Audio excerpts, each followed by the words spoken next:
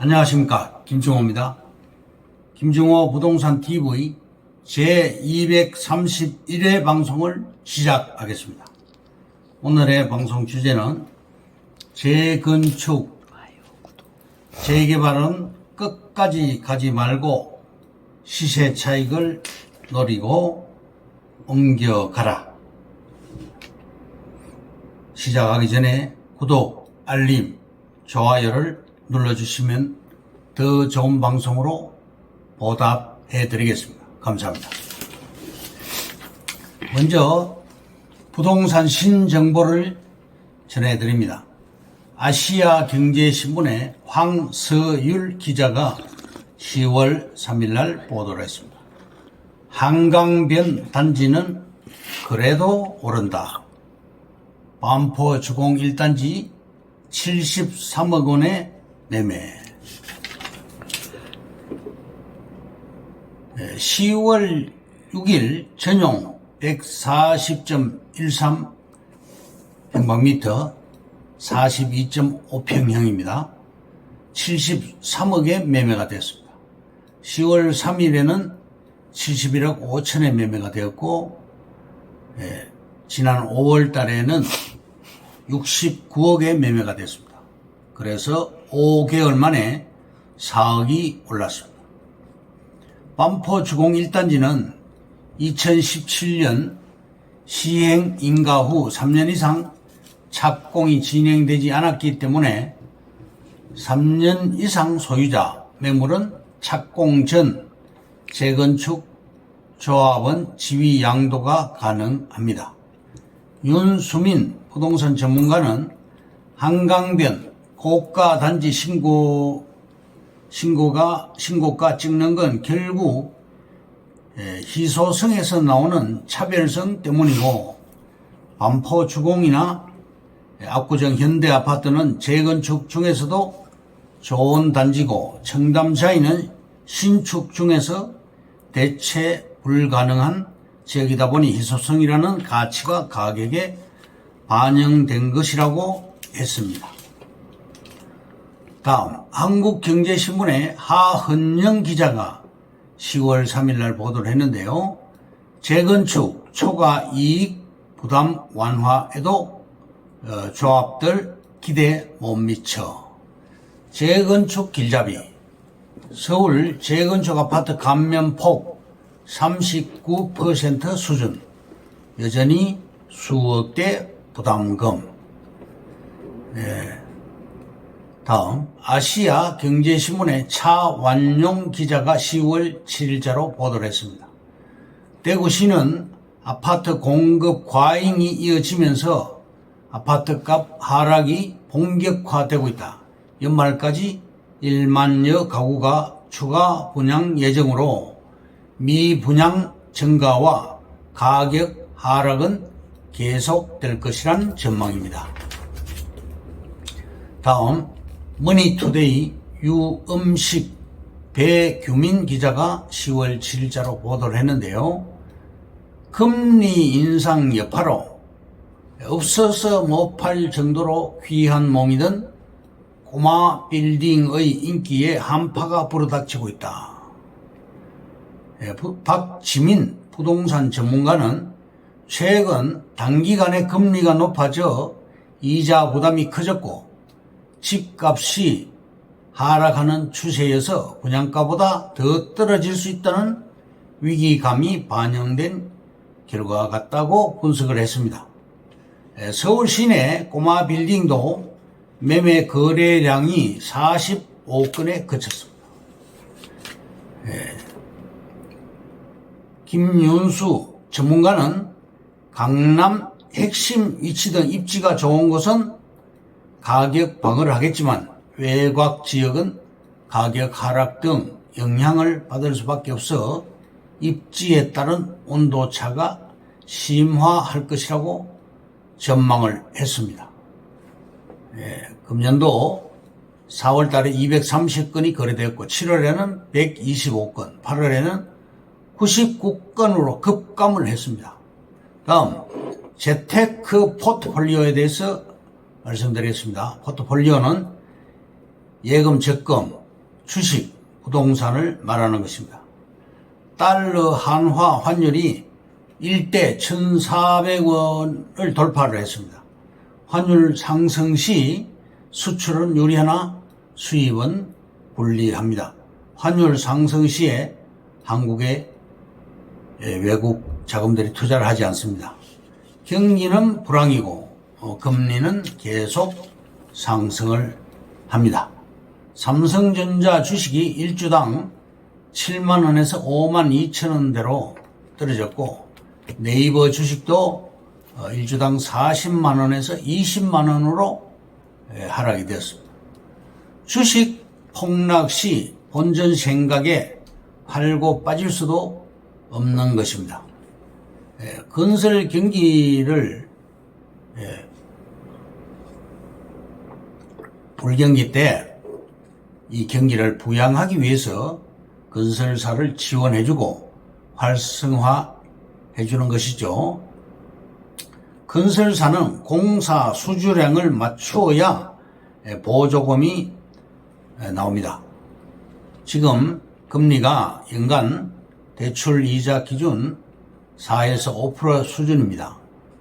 오피스텔을 투자할 때 4억대 오피스텔은 임대 수입이 월 200만원 정도, 2억대는 월 100만원 정도, 1억대 오피스텔은 월 50만원 정도입니다. 투자 사례를 하나 말씀드리겠습니다. 모 학교 동창회 모임 시에 남자 2명, 여자 1명 이렇게 3명이 모였는데, 인천 송도 갯벌 1만 평을 사라는 제안을 받고 한 명은 매입을 했습니다. 한 명은 오피스텔을 샀습니다. 갯벌 1만 평을 산 사람은 땅 매입한 후에 1,000억대 부자가 되었습니다.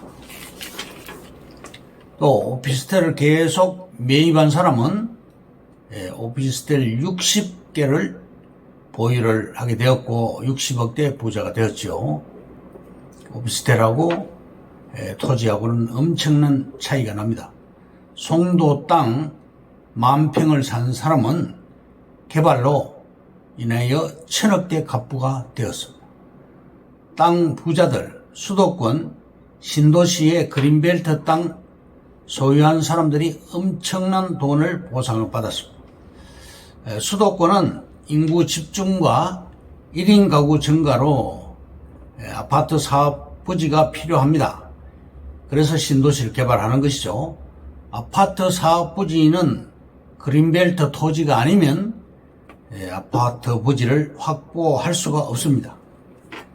그린벨트 땅을 소유한 사람들은 땅 보상을 받아서 부자가 된 사람들이 많습니다. 복정 1지구가 개발 중입니다. 남위례역 380m 거리, 복정역에서 1km 거리입니다.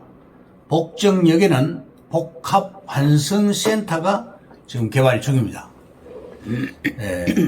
국가에서 약 2조 원을 투자를 해서 대림건설 컨소시엄에서 개발을 하고 있는데, 백화점, 호텔, 지식산업센터 등 집중 개발로 앞으로 크게 발전하게 됩니다.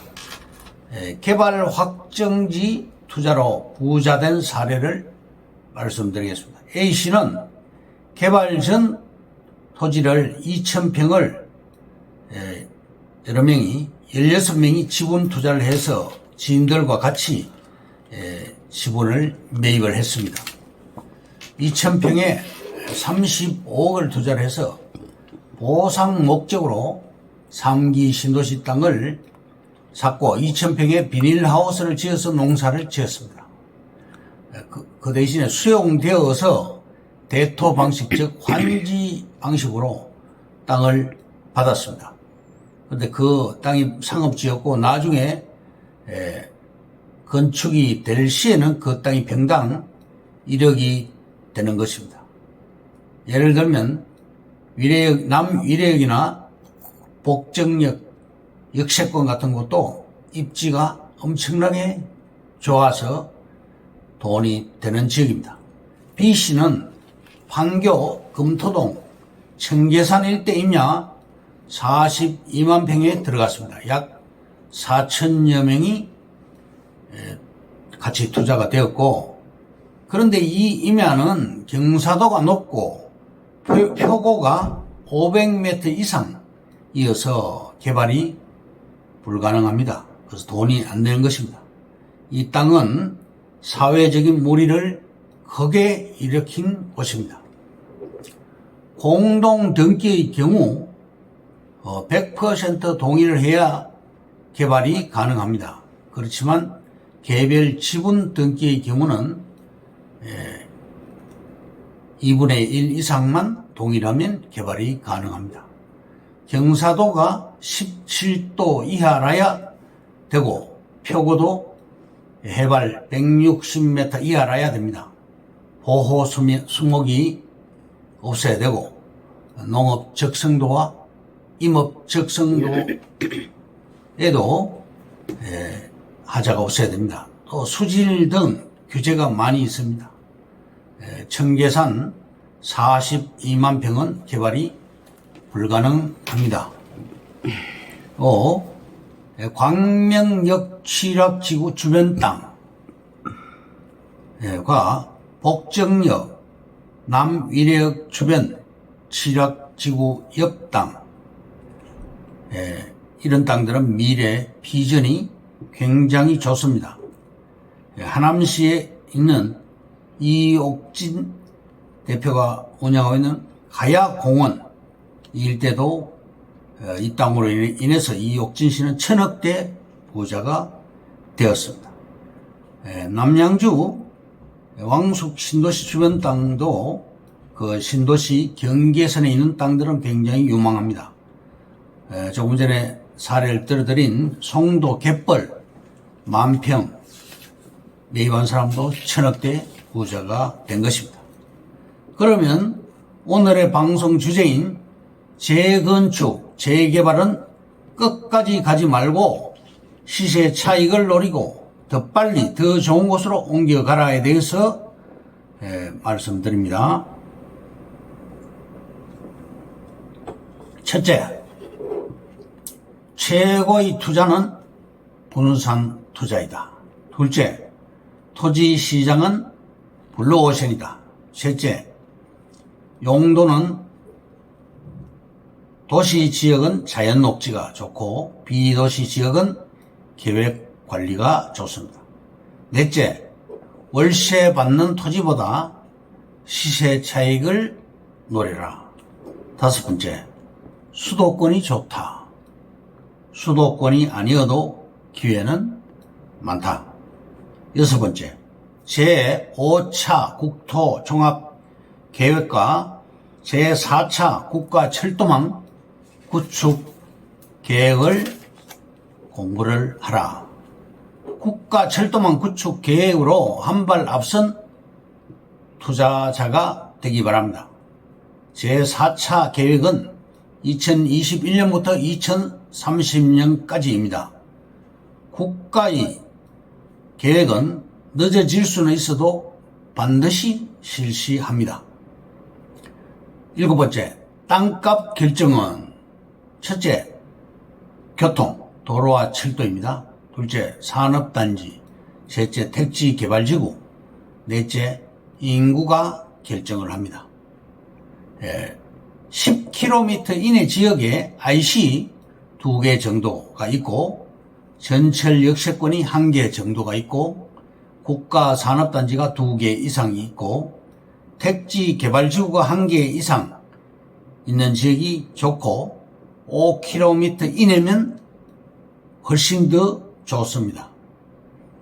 철도망 중에서 현재 신안산선과 월판선이 지금 공사 중입니다.